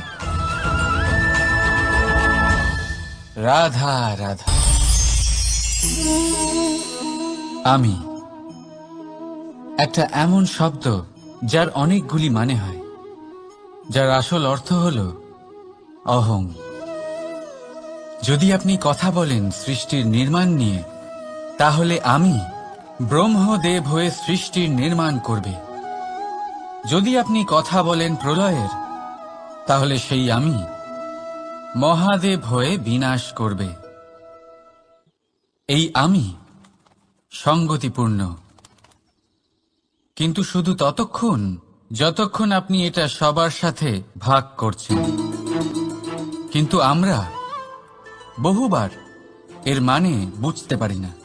এই অহংকে সীমিত করে দিই একটা ব্যক্তি অবধি, শুধু নিজে। আর তখনই জেগে ওঠে অহংকার, যাতে প্রাধান্য পায় শুধুমাত্র আমি, আমরা নয়। আর একজন ব্যক্তি একা না উৎপাদন করতে পারে আর না করতে পারে সৃজন। এবারে দেখুন, বৃষ্টির এক ফোঁটা, তারও অস্তিত্ব আছে, কিন্তু তা ধরিত্রীতে পড়লেই সমাপ্ত হয়ে যায়। কিন্তু যখন ফোঁটাগুলি একসাথে পড়ে, তখন শুরু হয় বর্ষা, আর তখনই তৈরি হয় ধারা। রাধা রাধা। বলুন, কি দেখতে পাচ্ছেন আপনি? আমার হাতের এই সাদা বস্ত্র, নাকি এতে লেগে থাকা এই কালো দাগ? এবারে সত্যি কথা বলতে কি, আপনার নজর সবার আগে এই কালো দাগের উপরে গেছে। ঠিক আছে, এমনই তো হয়। ভীষণ কম মানুষ থাকেন যারা ভাবেন কোনো ব্যক্তি ভীষণ পরিশ্রম করে এই বস্ত্র ধুয়েছেন, এটা শুকিয়েছেন। বেশিরভাগ মানুষের নজর যায় এই দাগের উপরে, ভাবেন যে এটা কি করে লাগলো। কিছুটা এরকমই হয় আমাদের ব্যক্তিত্বের সাথে। আমাদের শুভ কর্মের ওপরে আমাদের একটা খারাপ কর্ম ভারী মনে হয়। এবারে ভাবুন, যদি আমি চন্দ্রের কথা বলি, তাহলে তার শীতল আলো দেখার পূর্বে তার কলঙ্ক লক্ষ্য করেন, সেই চাঁদে লেগে থাকা কালো দাগ দেখে নেন। সেই জন্যই বিশেষ করে যারা শুধুমাত্র শুভ চিন্তা করেন আর উপকারী কর্ম যারা করেন, তাদের আমি বলবো সাবধানে থাকবেন। কারণ আপনার একটা খারাপ কর্ম চিরকালের জন্য উদাহরণ হয়ে দাঁড়াবে। রাধা রাধা। সাফল্য। যদি আপনাকে জীবনে সাফল্য পেতে হয়, তাহলে আপনি একাধিক মানুষ পাবেন যারা একাধিক উপায় বলবে আপনাকে সাফল্য পাওয়ার। দীর্ঘ সময় ধরে পরিশ্রম, চেষ্টা, নির্ধারণ, নিষ্ঠা এই বিষয়ে ভাষণ দিতে থাকবেন। একাধিক রকমের উদাহরণ আপনার সামনে তুলে ধরবেন। কিন্তু আমার এটা মনে হয়, আমরা কেন সেই বিষয়ে কথা বলি না যা মানুষকে অসফল করে তোলে? শুধু দুটো ব্যাপার অসফল, তাহলে জীবনে কখনো অসফল হবেন না। রাধা রাধা। আপনি অনেককে এই কথা নিশ্চয়ই বলতে শুনেছেন, এই ব্যক্তির দৃষ্টিতে দম্ভ আছে, এই ব্যক্তির চোখের ওপর অহংকারের পর্দা পড়ে আছে, ইত্যাদি ইত্যাদি।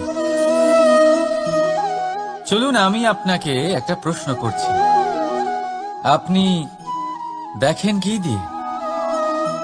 দৃষ্টি দিয়ে নাকি দৃষ্টিভঙ্গির সাহায্যে? ভাবুন। চিন্তায় পড়ে গেলেন নিশ্চয় পরিচয়ের সাথে সাক্ষাৎ করায়। উদাহরণ হিসেবে চন্দ্র। চন্দ্র আমরা সবাই দেখেছি। বহু মানুষ আছেন যাদের চন্দ্র অত্যন্ত সুন্দর লাগে। পাথরকে ভগবান ভেবে পুজো করবেন নাকি ভগবানকে পাথর ভেবে পরিত্যাগ করবেন? সিদ্ধান্ত আপনার, কিন্তু এই সিদ্ধান্ত নির্ভর করে আপনার দৃষ্টিভঙ্গির ওপর। তাই নিজের দৃষ্টিভঙ্গি শুভ রাখুন, নিজের দৃষ্টিভঙ্গিতে ভালোবাসা রাখুন, আর আনন্দে বলুন রাধা রাধা। বড় বড় রাজমহলের বড় বড় ইমারতের চূড়া কত সুন্দর হয়, কিন্তু আপনি কি কখনো এই বিষয়ে ভেবেছেন যে এই সুন্দর চূড়ায় পৌঁছতে গেলে আপনাকে পৃথিবীতে পা ফেলতেই হবে? সেই সুন্দর চূড়ায় পৌঁছে দীপ্তি পাওয়ার জন্য আপনাকে একটা কঠিন পথ অবলম্বন করতেই হবে। যদি আপনি কোনো কঠিন পথে না গিয়ে এই পৃথিবীর সাহায্য ছাড়াই শুধু উচ্চতার দিকে অগ্রসর হতে থাকেন, তাহলে সর্বদা অসফল হবেন। সেই জন্য নিজের স্বপ্ন পূরণের এই যাত্রাতে নিজের পথ কখনোই হারাবেন না, নিজের পথ থেকে সরবেন না। যদি এমন করেন তাহলে তো আপনার স্বপ্ন পূরণ হবেই না, তার সাথে আপনি নিজের পথও হারাবেন। রাধা রাধা। কৌতুক অর্থাৎ হাসি, এটা জীবনে কতটা গুরুত্বপূর্ণ। আমরা সর্বদাই হাসতে চাই, আমরা সর্বদা অন্যের মুখে এই হাসি দেখতে চাই। কিন্তু এই কৌতুক অনেক প্রকারের হয়, আর এই কৌতুকের ভিত্তি কি সেটাও খুব গুরুত্বপূর্ণ। কৌতুক কেবল তখনই পাবেন যখন তা শুদ্ধ মন থেকে আসবে।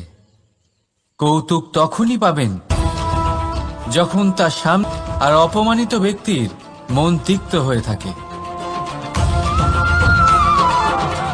তাই মনে রাখবেন যে এই কৌতুক যেন কৌতুকই থাকে, তা উপহাস বা কটাক্ষ না হয়ে যায়। রাধা রাধা। মানুষ,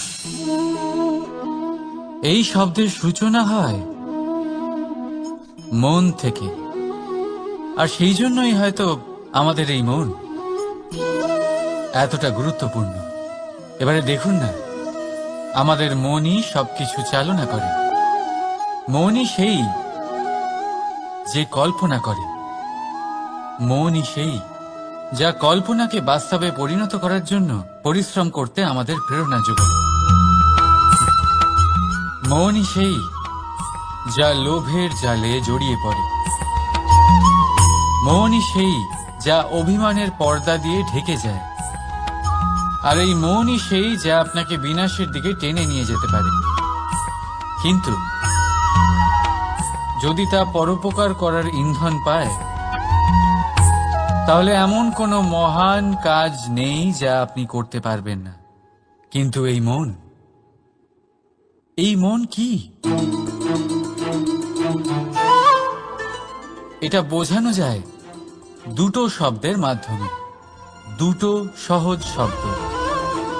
প্রথম, একজন কুশল সেবক। দ্বিতীয়, একজন সংকটপ্রবণ মালিক। যদি আপনার এই মন আপনার নিয়ন্ত্রণে থাকে, তাহলে সে হলো আপনার সেবক। তাই আপনার অস্তিত্ব আছে। কিন্তু যদি আপনার মন আপনার কর্মের ওপরে নিয়ন্ত্রণ করে, তাহলে এই মন আপনার মালিক, আর তখন আপনার বিনাশ নিশ্চিত। তাই নিজের এই মনকে নিয়ন্ত্রণে রাখুন, কিন্তু ভালোবেসে। আসুন আমার সাথে আনন্দে বলুন, রাধা রাধা। এই সূঁচ দেখতে পাচ্ছেন আপনি? এটা শুদ্ধ লোহা দিয়ে তৈরি। বস্ত্র সেলাই করার কাজে লাগে, অস্ত্রোপচারে কাজে লাগে। কিন্তু আপনি কি কখনো ভেবে দেখেছেন এই সূঁচ কিভাবে তৈরি হয়? লোহার এক বড় অংশকে পিটিয়ে পিটিয়ে টেনে টেনে তাকে পাতলা বানানো হয়। এরপরেই আমরা পেয়ে থাকি সূঁচ। ভাবুন, যদি লোহার টুকরোতে অনর্গল প্রহার করার ফলে একটা লোহার টুকরো সূঁচে পরিণত হয়, তাহলে আমাদের জীবনে অনর্গল চেষ্টা করার ফলে জীবনের সমস্ত অংশকে আমরা কত প্রভাবশালী কাজে পরিণত করতে পারি। শুধু প্রয়োজন দৃঢ় নিশ্চয়তা। তাহলে আসুন আমার সাথে ভালোবেসে বলুন, রাধা রাধা। বিশ্বাস, জীবনে বিশ্বাস কতটা গুরুত্বপূর্ণ। একজন স্ত্রী তার স্বামীর হাত ধরে যে কোনো জায়গায় যেতে পারেন, এর কারণ হলো বিশ্বাস। তার নিজের স্বামীর ওপরে বিশ্বাস আছে। যখন একজন মা তার ছোট বাচ্চাকে কোলে তুলে হাওয়ায় ওঠায়, তখন সেই বাচ্চা ভয়ভীত হয়ে যায় না। তার কারণ হলো বিশ্বাস। তার বিশ্বাস আছে যে তার মা তার কিচ্ছু হতে দেবে না। এক বৈদ্যের দেওয়া ঔষধ সন্তান কিছু না বুঝে শুনেই খেয়ে ফেলে। সেই বৈদ্যের জ্ঞানের বিষয়ে তার কোনো ধারণাই থাকে না। শুধু নিজের পিতার উপরে বিশ্বাস আছে যে তার পিতা তাকে খারাপ কিছুই দেবে না। যখন এই সংসারের প্রতিটা বন্ধন বিশ্বাসের উপরে দাঁড়িয়ে আছে, তাহলে কেন এই বিশ্বাসকে আমরা জীবনে আনতে পারি না? আপনি নিজেই দেখুন, এই বিশ্বাস নিজের জীবনে এনে দেখুন, সবকিছু আরো সুন্দর হয়ে যাবে। তাই ভালোবেসে বলুন, রাধা রাধা।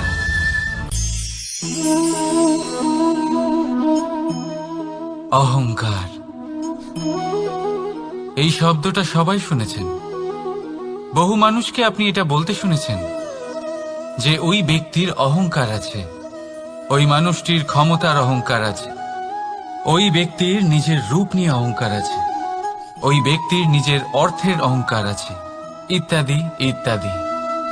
কিন্তু এই অহংকার, এর অস্তিত্ব হয় কি করে? এবারে একবার এই হাতটা দেখুন। যদি এই হাতের 5 আঙুল উঠে দাঁড়ায়, আশীর্বাদ। আর যদি এই হাতের 5টা আঙুল একসাথে মুঠো হয়ে যায়, শক্তি, সংকটের বিরুদ্ধে ঢাল। কিন্তু এই একটা আঙুল সংকটের কারণ হয়ে দাঁড়াতে পারে। এই একটা আঙুল শত্রুকে আহ্বান জানায়। এবার অহংকার বলে এই শব্দটাই দেখে নিন। আমাদের থেকে আলাদা হয়ে গেলে হয় অহং।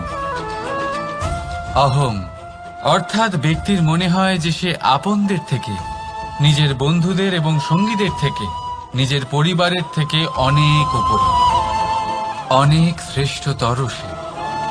কিন্তু মনে রাখবেন, এই অহংকার কোনো ব্যক্তির অস্তিত্বের বিনাশের প্রথম ধাপ। তাই ঝেড়ে ফেলে দিন এই অহংকারকে, আর বিশ্বাস করুন আমাদের ওপর, কারণ তখনই আপনি শান্তি পাবেন। আর সেই শান্তির সাথে বলে উঠবেন, রাধা রাধা।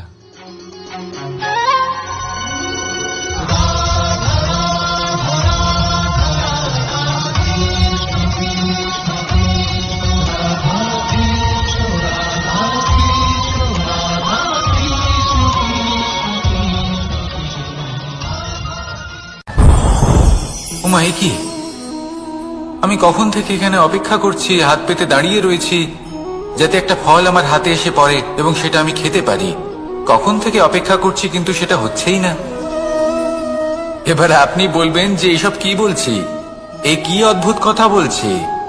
যদি ফল খেতে হয় তাহলে আমাকে বৃক্ষে চড়তে হবে, ফলের কাছে পৌঁছতে হবে, তবেই তো ফল পাবো। এবারে এটা অত্যন্ত সহজ ব্যাপার, কিন্তু এই বিষয়টা আপনি নিজের জীবনের প্রসঙ্গে ভেবে দেখুন। লক্ষ্য কোথায় আছে আপনি জানেন, সেই লক্ষ্যে পৌঁছানোর পথ কি সেটাও আপনি জানেন, সেই পথে চলার ক্ষমতাও আপনার রয়েছে, কিন্তু তাও আপনি নিজের লক্ষ্য লাভ করতে পারছেন না। কেন? কারণ আপনি অপেক্ষা করছেন যে লক্ষ্য আপনার সামনে চলে আসবে, কিন্তু তা হয় না। লক্ষ্য সে যাই হোক না কেন, ধন হোক, প্রেম হোক, কোনো সম্মান হোক বা মোক্ষ হোক, যদি আপনি তার দিকে অগ্রসর না হন তাহলে ফল প্রাপ্তি অসম্ভব ব্যাপার, তা কোনোদিনই হবে না। সেই জন্য আপনার চোখের সামনে আপনি যদি নিজের লক্ষ্যকে দেখতে পান তাহলে উঠুন এবং সেই দিকে অগ্রসর হতে শুরু করুন। নিজের অন্তরের সকল অশুভ গুণ দূর করুন, অলসতা ত্যাগ করুন, অজ্ঞানতা ত্যাগ করে দিন এবং চলতে থাকুন। অবশ্যই মনোবাঞ্ছিত ফল লাভ করতে পারবেন। মনে রাখবেন, চলতে থাকলে তবেই লক্ষ্য প্রাপ্তি হবে। অপেক্ষার দ্বারা শুধুমাত্র মৃত্যু লাভ হবে। আসুন আমার সাথে ভালোবেসে বলুন, রাধা রাধা।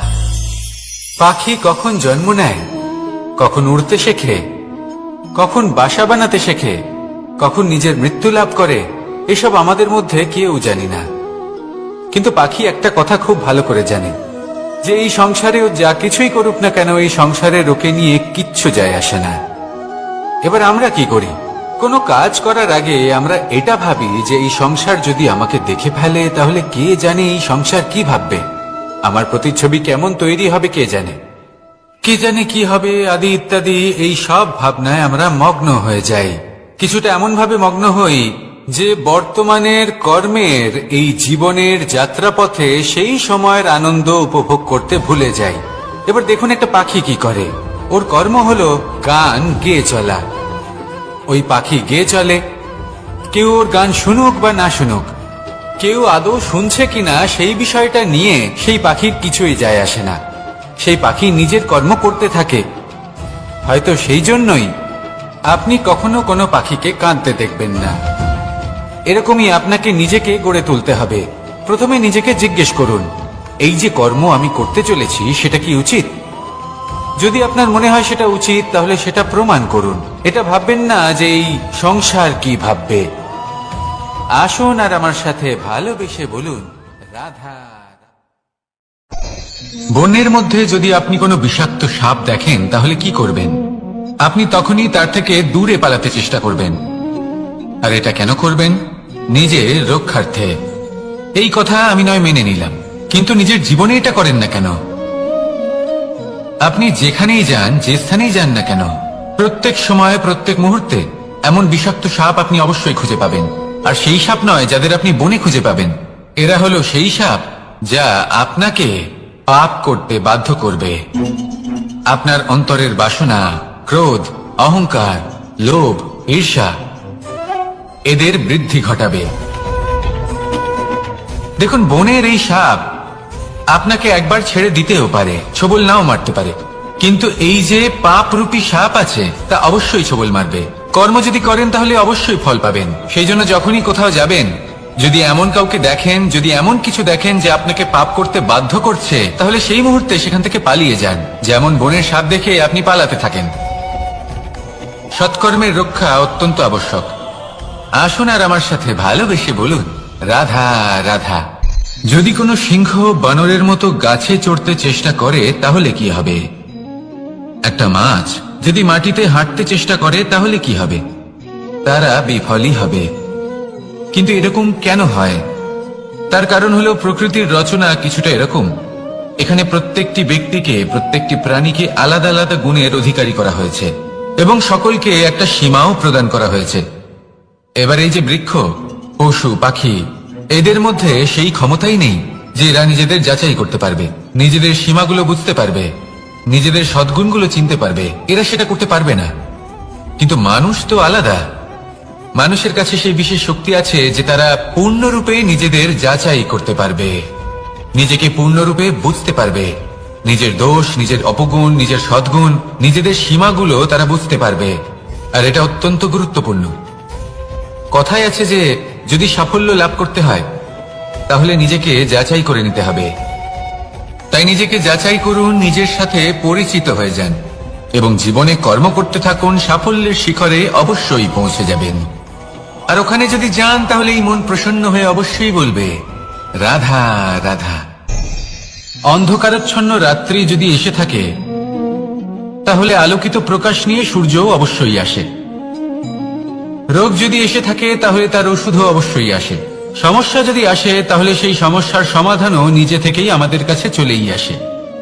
এই সংসার, এই জীবনের শুধুমাত্র একটাই নিয়ম আছে, আর তা হলো এটাই, এই সংসার হলো একটা চক্রের মতো। এতে শাশ্বত বলে কিছু নেই, নিত্য বলে কিছু নেই। আর যা কিছুই রয়েছে সব বদলাতে চলেছে। যদি আপনার জীবনে দুঃখ থাকে, সমস্যা থাকে, যদি আপনি বিপদ দ্বারা আচ্ছন্ন, তাহলে মনে রাখবেন সবকিছু বদলে যেতে চলেছে। দুঃখের সময় কাঁদবেন না, মনকে আরো দুঃখী করে তুলবেন না, কারণ এখানে যা কিছুই এসেছে তা যাওয়ার জন্যই এসেছে। তাহলে এত চিন্তা কিসের? আনন্দ সহকারে জীবন যাপন করুন আর আমার সাথে ভালোবেসে বলুন, রাধা রাধা। রাত্রিবেলায় যখন আলোকিত জোনাকিদের দেখেন তখন মন প্রসন্ন হয়ে ওঠে। এদের দেখতে খুবই সুন্দর লাগে। আর এমন ঠিক কেন হয়? প্রথম হলো এটাই যে রাতের বেলায় চতুর্দিক অন্ধকারাচ্ছন্ন থাকে। এমত অবস্থায় যদি আমরা কোথাও একটু প্রকাশ দেখি তাহলে সেটাই আশার কিরণের ন্যায় মনে হয়। সেই প্রকাশই আমাদের মন প্রসন্ন করে তোলে। আর সেই জন্য যে সকল মানুষ রাতের বেলায় কোনো জোনাকি দেখতে পান তারা প্রসন্ন হয়ে যান। এবার কখনো কখনো জীবনে আমাদের মনে হয় যে চতুর্দিকে শুধুমাত্র অন্ধকারই হয়ে আছে। প্রত্যেকেরই তা কখনো মনে হয়। আর তখনই আমাদের নিরাশ হলে চলবে না, আমাদের দুঃখী হলে চলবে না। সেই সময় আমাদের খুঁজতে হবে নিজেদের আশেপাশে, চতুর্দিকে, আর কোথাও না কোথাও আমরা প্রকাশ অবশ্যই দেখতে পাবো। আশার একটা কিরণ অবশ্যই দেখতে পাবো। কেউ এমন একটা কর্ম করেন যেটা দেখে আমরা প্রেরিত হয়ে যাই। আর এমন কোন কর্ম যদি আপনারা করেন তাহলে সেই কর্ম আপনার মনকে প্রসন্ন ভাব, আনন্দ এবং ভালোবাসা দ্বারা ভরিয়ে তুলবে। আপনার অন্তরে সেই অন্ধকারের অন্ত করবে, দুঃখেরও অন্ত করবে। আর এই মন প্রসন্ন ভাব নিয়ে বলবে, রাধা রাধা। মনুষ্য জীবনের সব থেকে বেশি গুরুত্বপূর্ণ বিষয় হল মনের একাগ্রতা। এই সংসারের যে কটি মহান কার্য সম্পাদন হয়েছে তা হল মনের এই একাগ্রতার একমাত্র ফল। আপনি অবশ্যই দেখে থাকবেন অনেক ছোট বড় নদী যা বয়ে চলে তাদের সামনে একটা বাঁধ নির্মাণ করা হয় সেই সব নদীর জল সঞ্চয় করতে। বাঁধ হয়ে গেলে প্রয়োজন মতো বা মনের ইচ্ছে মতো তাকে ব্যবহার করা সম্ভব। এবার এটাই আমাদের মনের সাথেও সম্ভব। আমাদের মনের একাগ্রতা আজকের দিনে দাঁড়িয়ে বিভিন্ন ধরনের বিকার, ক্রীড়া এবং ভোগের মধ্যে ভাগ হয়ে গেছে। একে একত্রিত করতে হবে, একটা বাঁধ নির্মাণ করতে হবে, কর্মের বাঁধ। আপনাকে শুধু এটাই করতে হবে, যেটা উচিত কর্ম সেটাই করুন, যেটা অনুচিত কর্ম সেটা করা থেকে নিজেকে বিরত রাখুন। ব্যাস, এই কাজটাই আপনি করতে থাকুন, করতে থাকুন। মনের মধ্যে একাগ্রতার বাঁধ নির্মাণ করুন। আর একবার যদি তা নির্মাণ হয়ে যায় তাহলে যখন চাইবেন, যেখানে চাইবেন, যতটা চাইবেন একাগ্রতা প্রয়োগ করতে পারবেন। আর একবার যদি আপনি এটা শিখে যান তাহলে এই সংসারকে বদলে ফেলার মতো কাজ আপনি করতে পারবেন, সমাজকে শোধরাবার মতো কাজ করতে পারবেন। তাহলে এই মনকে একাগ্র করুন আর আমার সাথে ভালোবেসে বলুন, রাধা রাধা।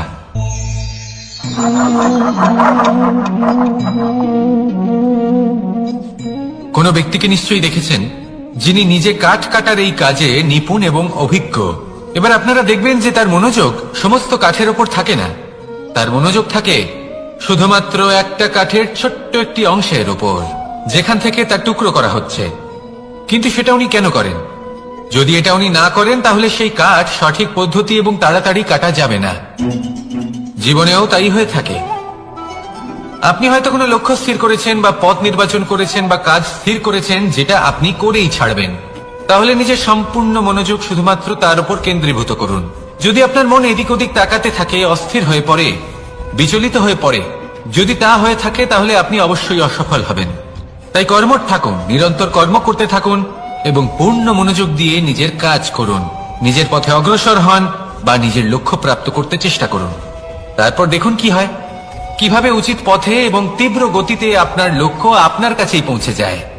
আর আপনার এই মন প্রসন্ন হয়ে বলে, রাধা রাধা। কখনো কোনো নদীকে দেখেছেন? একই আকার, একই স্থান, শুধু প্রবাহিত হতে থাকে। এর মধ্যে কখনো কোনো অপদ্রব্য ফেলে দেখুন, দেখবেন সেটা বেশিক্ষণ সেখানে থাকে না। সেটা নদীর সাথে বইতে থাকে আর বয়ে যেতে যেতে সাগরে সমাহিত হয়ে যায়, আর শেষ পর্যন্ত সাগর সেটাকে তটে ফেলে দেয়। কিছুটা এমন হওয়া উচিত আমাদের বিচারধারাও। এক স্থানে তা স্থগিত হওয়া উচিত নয়, এটা সবসময় প্রবাহমান হওয়া উচিত। তবেই আমাদের চেতনা, আমাদের মূল্যবোধ এবং আমাদের স্মৃতি, এই তিনটি শ্রেষ্ঠ থাকবে। আর এটাই হলো পুকুর এবং নদীর মধ্যে পার্থক্য। নদীতে জল সবসময় বয়ে চলে, সেই জন্য পবিত্র থাকে, শুদ্ধ থাকে এবং পরিষ্কার থাকে। আর সেখানে এই পুকুরের তলদেশে সব জমা হতে থাকে, আর সেই জন্য তা অপবিত্র হয়ে যায়।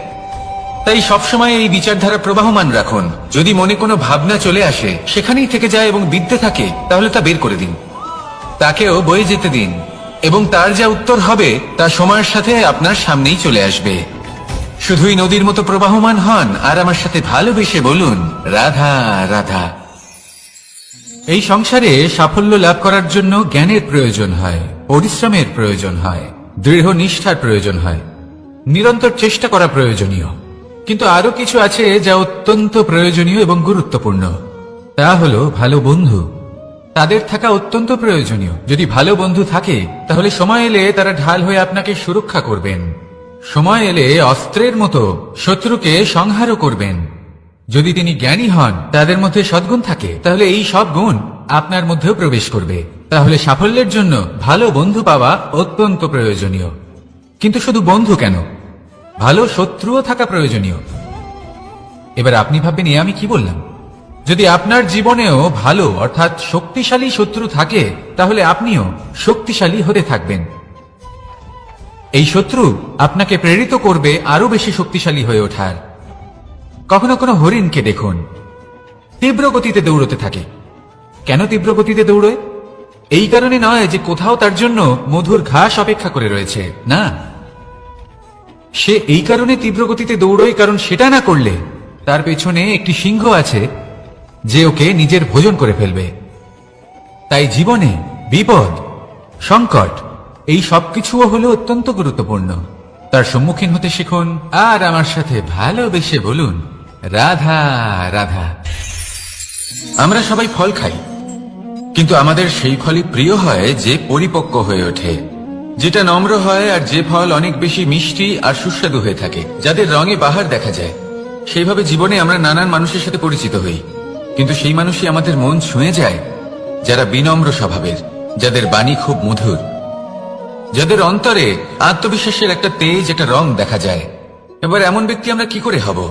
ঠিক সেইভাবেই যেমন একটা ফল রোদ, বর্ষা, শীত, বায়ু, এই সকল সংকটময় পরিস্থিতির সম্মুখীন হয়ে পরিপক্ক হয়ে ওঠে, সেইভাবেই মানুষ সংকটময় পরিস্থিতির সম্মুখীন হয়ে পরিপক্ক হয়ে ওঠেন। যদি এই সংকটের সম্মুখীন হন, তাহলে অভিজ্ঞ হবেন, আর এই অভিজ্ঞতাই শিক্ষা দিয়ে যাবে। এই অভিজ্ঞতা আমাদের শিখিয়ে দেয় যে আমাদের বিনম্র থাকতে হবে। অহংকার করে কোনো লাভ নেই। মধুর বাণীর যে কি মূল্য তা আমরা শিখতে পারি।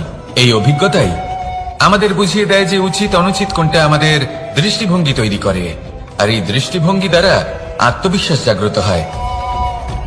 সেই জন্য জীবনে কখনো বিপদ থেকে দূরে পালাবেন না, সেগুলোর সম্মুখীন হন, অভিজ্ঞতা লাভ করুন, তার থেকে শিক্ষা লাভ করুন, এইভাবেই পরিপক্ক হবেন। আসুন আমার সাথে ভালোবেসে বলুন, রাধা রাধা। ধন সঞ্চয় করা সম্ভব, আর সেই জন্য ধন সব থেকে বেশি মূল্যবান সম্পত্তি নয়। এবার আপনি বলবেন, এ আমি কি বলছি? এই ধন খুব মূল্যবান, আমরা সকলে অর্জন করতে ব্যস্ত। সেটা এই কারণে, কারণ আপনারা জানেন না এই সংসারের সব থেকে বেশি মূল্যবান সম্পত্তি কি। এ হলো সেই সম্পত্তি যা কখনো সঞ্চয় করা সম্ভব নয়। আপনার কাছে যতই ধন থাকুক, তা দিয়ে আপনি স্বাস্থ্য লাভ করতে পারেন, বাড়ি কিনতে পারেন, আদি ইত্যাদি, কিন্তু আপনি যতই ধনী হন না কেন, ফেলে আসা দিনের একটা মুহূর্ত আপনি লাভ করতে পারবেন না। এই একটা মুহূর্ত, এই সময়, এটাই হলো সংসারের সব থেকে মূল্যবান সম্পত্তি। একবার চলে গেলে তা কখনোই ফিরে আসে না। আর এই মুহূর্ত যতই চলে যাক না কেন, আমরা স্মৃতির মাধ্যমে সেগুলি যাপন করতে পারি, তার আনন্দ উপভোগ করতে পারি। আর যার সাথে আমরা সময় অতিবাহিত করেছি তার স্মৃতিতে আমরা চিরকাল জীবিত থাকতে পারি। সেই জন্য সময় সব থেকে মূল্যবান সম্পত্তি, তাকে এইভাবে নষ্ট করবেন না। প্রত্যেকটা মুহূর্ত উপভোগ করুন, আনন্দ করুন, আর ভালোবেসে বলুন রাধা রাধা। কনক, কি সুন্দর একটা শব্দ। এর অনেকগুলো রূপ রয়েছে, অনেকগুলো অর্থও রয়েছে। প্রথম অর্থ হল স্বর্ণ, অর্থাৎ সম্পত্তি। দ্বিতীয় অর্থ ধুতুরা, অর্থাৎ গাছের ছোট একটা বীজ, যা কিনা অত্যন্ত শক্তিশালী হয়। যদি বেশি মাত্রায় এর প্রয়োগ করা হয় তাহলে এটা বিষময় হয়ে উঠতে পারে। এই হলো সেই ধুতুরা যার প্রয়োগ মহাদেবের পুজোতে করা হয়। এবার প্রশ্ন হলো এটাই যে এই স্বর্ণ এবং এই ধুতুরার মধ্যে মিল কি রয়েছে। মিল হলো এটাই যে এই দুটোই মানুষকে মত্ত করে তোলে। ধুতুরা মানুষকে তখন মত্ত করে যখন তাকে সেবন করা হয়, কিন্তু স্বর্ণ, ধন সম্পত্তি, মানুষ এটা যতটাই অর্জন করে নেয় সেটাই যথেষ্ট। এই স্বর্ণ মানুষের ভাবনা চিন্তা করার ক্ষমতাকে বশ করে ফেলে। মানুষ সম্পত্তির লোভে মত্ত হয়ে ওঠে, কারণ যে যত চমৎকারী, যতটা অমূল্য হয় তাকে সামলানো কিন্তু ততটাই কঠিন, তাই না? তাই মনে রাখবেন, ধন, স্বর্ণ, সম্পত্তি এগুলো ধুতুরার থেকেও অনেক বেশি বিষাক্ত হতে পারে। তাই এর উপর আত্মসংযমের একটা কবচ পরিয়ে রাখবেন এবং বিবেকের শক্তির সাথে এগুলো প্রয়োগ করুন, তবেই কল্যাণ হবে। আসুন আমার সাথে ভালোবেসে বলুন রাধা রাধা। আমার কাছে যশোদা মা যেমন, আমার কাছে দেবকী মা যেমন, আমার কাছে ঠিক তেমনই হলেন গোমাতা। এবার ভেবে দেখার বিষয় হলো এটা যে এই সংসারে অসংখ্য প্রাণী আছে, একজন গাইকে একজন মায়ের মর্যাদা কেন দেওয়া হয়? তাহলে এর অনেকগুলো কারণ আছে। এই গাই অর্থাৎ গোমাতা, এনারা হলেন অত্যন্ত শান্ত, শান্তি প্রিয়, কখনো কারোর কোনো ক্ষতি করতেই পারেন না। গোমাতা যে দুধ নিজের বাছুরকে পান করান সেই দুধই আমাদেরও দেন। সেই দুধ পান করে আমরা শক্তি লাভ করি। এই দুধ থেকে আমরা মাখন, ঘি, পায়েস এইসব সুস্বাদু খাবার লাভ করি। গোমাতার গোবর আমাদের জ্বালানি হিসেবে সাহায্য করে, যার ফলে খুব কম সংখ্যক কাঠ ব্যবহার করা যায় এবং বেশিরভাগ জঙ্গল সুরক্ষিত থাকে। গোমাতার গোমূত্র সেটাও আমাদের কাছে লাভজনক। এর দ্বারা আমরা অনেক রোগ থেকে মুক্তি লাভ করতে পারি। গোমাতা যখন একটি বাছুরকে জন্ম দেন তখন সেই বড় হয়ে আমাদের ক্ষেত কর্ষণ করে। সেই জন্য গাইকেও জীবনে মায়ের মর্যাদা দেবেন। যতটা সম্ভব তাকে সেবা করুন এবং ভালোবেসে তাকে পালন করুন। এই মন নিজে থেকেই প্রসন্ন হয়ে বলবে রাধা রাধা। মধু কারই না পছন্দ বলুন তো? অত্যন্ত সুস্বাদু হয় এই মধু, মিষ্টি খেতে হয় এবং তা শক্তিও প্রদান করে। এবং প্রত্যেকটি মিষ্টি পদার্থের মতোই এতেও খুব তাড়াতাড়ি পিঁপড়ে ধরে যায়। অন্যদিকে যদি নুনকে দেখি তাহলে বছরের পর বছর রাখলেও এতে পিঁপড়ে ধরে না। এবার যদি কথা বলি বন্ধুত্বের, তাহলে বন্ধুত্ব নুনের মতো হওয়া উচিত, মধুর মতো নয়। যারা সামনে এলে শুধুমাত্র মধুর মধুর কথা বলবে, পরে এতে পিঁপড়ে ধরে যাবে, এটা নুনের মতো হওয়া উচিত। প্রকৃত বন্ধু হলো সে যে সময় এলে পরে আপনার সামনে আপনার প্রকৃত সত্য তুলে ধরবে, তা সে যতই কঠিন হোক না কেন। আপনার দোষ, আপনার অপগুণ, আপনার খামতি আপনাকে বলতে পারবে, যাতে আপনি সেগুলো শুনে মেনে নিয়ে তারপর নিজেকে শুধরোতে পারেন। এটাই হলো প্রকৃত বন্ধুত্ব। কখনো নিজের জীবনের আশেপাশে মন দিয়ে দেখবেন, অনেক সময় এমন মানুষ থাকেন, অনেক বন্ধু থাকেন যাদের দেখে আমাদের মনে হয় যে এনারা খুব কঠোর, এনাদের কথা খুব কটু। কিন্তু বেশিরভাগ এমন মানুষের মনটা যদি বুঝতে পারেন তাহলে দেখবেন তাতে কোনো মালিন্য নেই, এনাদের মন অত্যন্ত পবিত্র হয়। যদি আপনার জীবনেও এমন কোনো ব্যক্তি থেকে থাকে, এমন বন্ধু থাকে, তাহলে তাদের আগলে রাখুন আর আমার সাথে ভালোবেসে বলুন রাধা রাধা।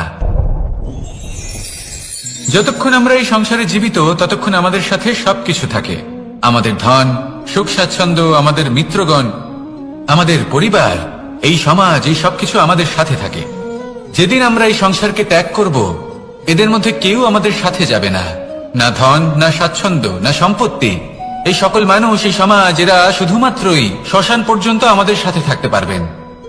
তারপরে যদি আমাদের সাথে কিছু যেতে পারে, তাহলে তা শুধুই আমাদের ধর্ম। আর এই সংসারে আমরা নিজেদের যে সুনাম রেখে যাই, সেটা সম্ভব শুধুমাত্র কর্মের দ্বারা। সেই জন্য সংসারে যতদিন পর্যন্ত জীবিত আছেন, যদি কিছু অর্জন করতে চান, তাহলে ধর্ম অর্জন করুন, ধর্মের বিষয়ে স্পষ্টতা অর্জন করুন এবং কর্ম অর্জন করুন। এটাই হবে আপনার অতীত এবং এটাই হবে আপনার ভবিষ্যৎ, এবং এটাই সকলকে প্রেরণা প্রদান